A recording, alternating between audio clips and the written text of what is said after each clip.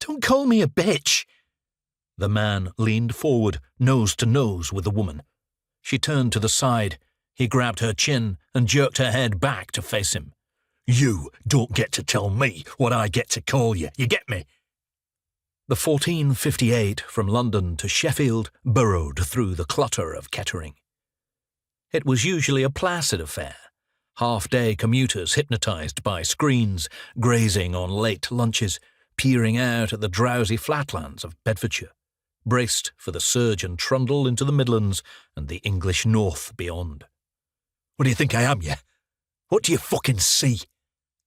Today, though, there was a sideshow.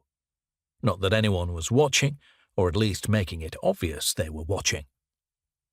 The couple sat opposite each other at a table seat. He was big and wide, padded by a grubby green hoodie.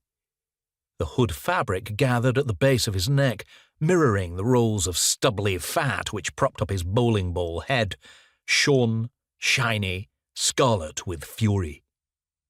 She was small and slender, with straw-blonde hair scrunched into a cluster at the top of her scalp, more stalk than ponytail. She winced as he berated her, flinching at each prod of his plump forefinger.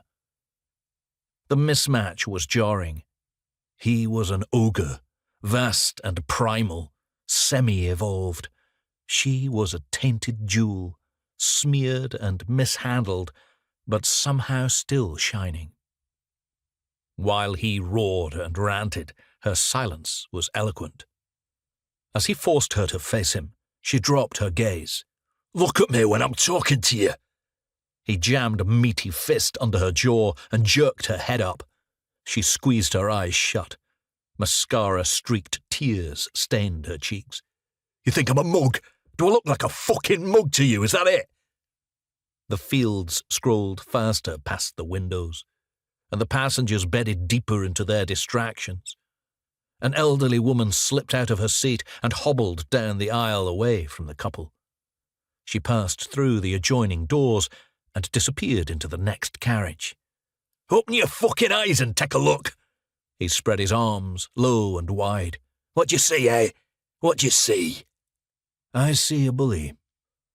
The voice was male, deep, steady, lightly accented southern English but with a languid northern edge to the vowels. The big man turned towards its source. The speaker was seated a few rows down, by the window at a table, opposite another passenger in the aisle seat, who now sunk further behind his telegraph. He had his back to the big man, with his head tilted towards the window, as if in reverie, admiring the view. His scruffy black hair tickled the collar of a dark orange padded jacket.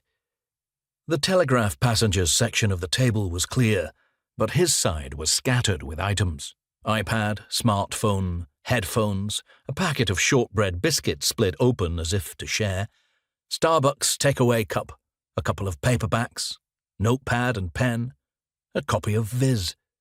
He was slouched with his legs stretched underneath the table. A sharp observer would have noticed a small albino patch of hair at the crown of his head.